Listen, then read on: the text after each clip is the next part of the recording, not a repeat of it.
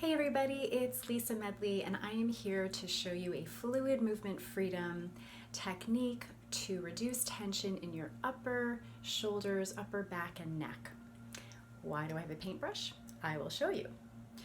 So this is a backdoor approach to a shoulder circle with focus on your clavicles, moving your clavicles. So just find your clavicles. There are these bones here and they move up and down. And just find one end of the clavicle here and then just trace it all the way over to your shoulder where your shoulder joint starts. And just feel this bone. Yes. Feel both sides. Good. And then find this little notch here where your clavicle meets your sternum. This is your sternum bone. And find this little notch here.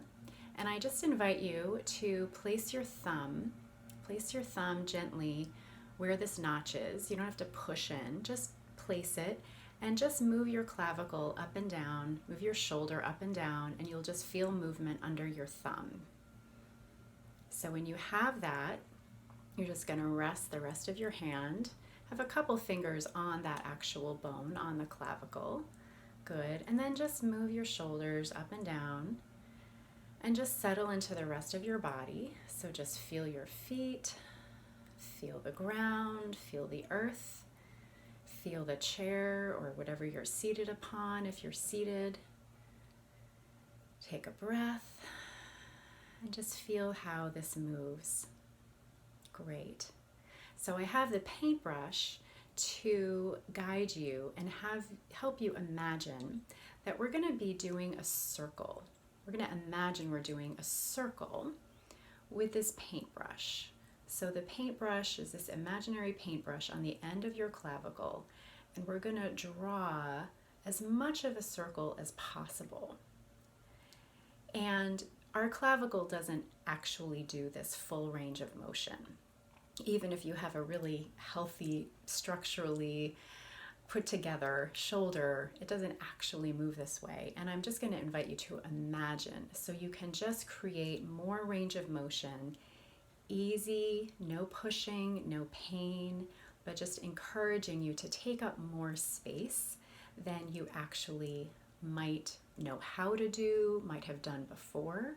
That's why it's kind of an inside out backdoor approach. So let's start.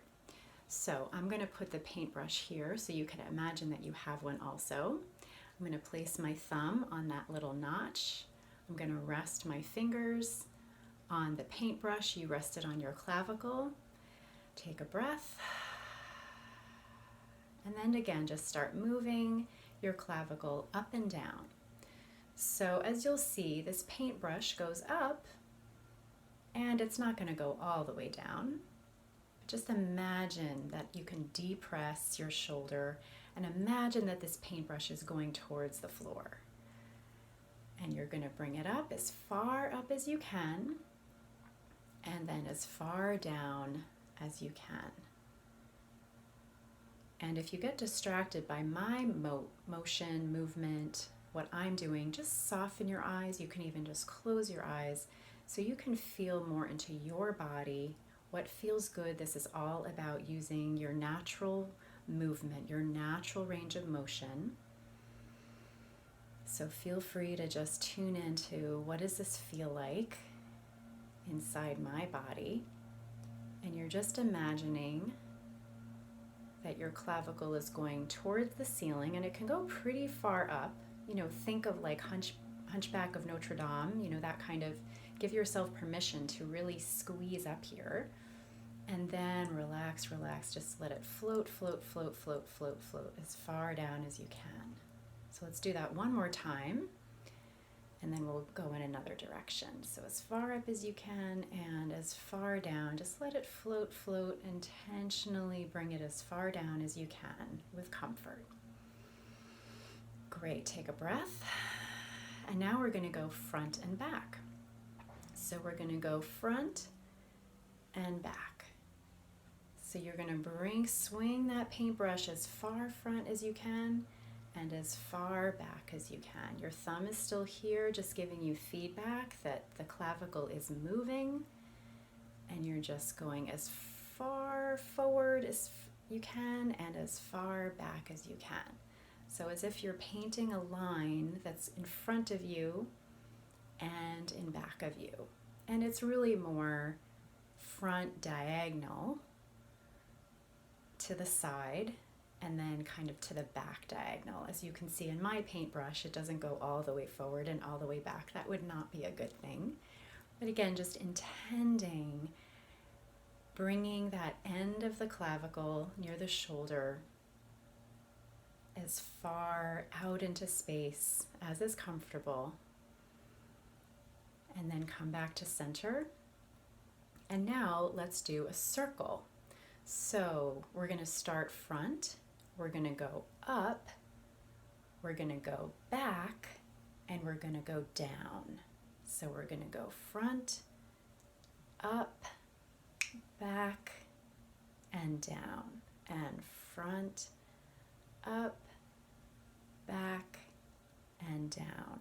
And then let's go the other way. So go back, up, front, and down. Back, up, front, and down. So as you can see, this paintbrush is making somewhat of a circle-ish. Good. And then let's end with going forward, up, back, and down. And relax, relax. I'm going to relax my paintbrush and just notice how you feel from one side to the other. Again, close your eyes, soften your eyes to just tune into what you're sensing and feeling in your body. Does it feel different? Do you feel more space, width, relaxation? Great. So whatever is there today. Everything's a practice, so the more you practice this, the more you'll sense and feel. Yes. So let's even us out. So I'm going to put the paintbrush on this side now. Find the notch. Find this joint here, this little notch. With your thumb, gently place your fingers on this clavicle. Just move it up and down. Just orient yourself to this side. Great. And now let's go up and down. So imagine painting as far up to the ceiling as you can and letting it float, float, float, maybe even depress it a little bit, just with intention, no pushing. This is all returning to your natural fluid freedom with your body, with your shoulder.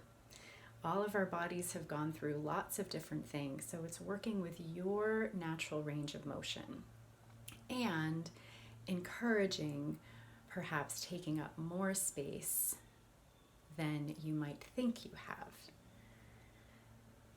Great. And let's do this one more time. So as far up as you can and as far down as you can. That feels good. And then come back to center and let's go forward and back and forward and back. And again, if you get distracted by my motions, just tune into your body, close your eyes, soften your eyes. Take a breath, feel your feet, relax your eyes, and just tune into bringing your clavicle as far forward as you can and as far back as you can. None of this is right or wrong. You're just working with your body, with what feels good. It's like learning how to ride a bike. A lot of different coordination in your brain is lighting up to like, oh, what is this? So you're helping your brain as well as your body right now. Good. And then finish the one you're on, come back to center, and then let's put it together with a circle. So you're going to go up and forward and down and back, up and forward and down and back. There's lots of ways to do this circle. It doesn't really matter which direction you start at as long as you are getting to all of the directions. Good. And then let's go the other way.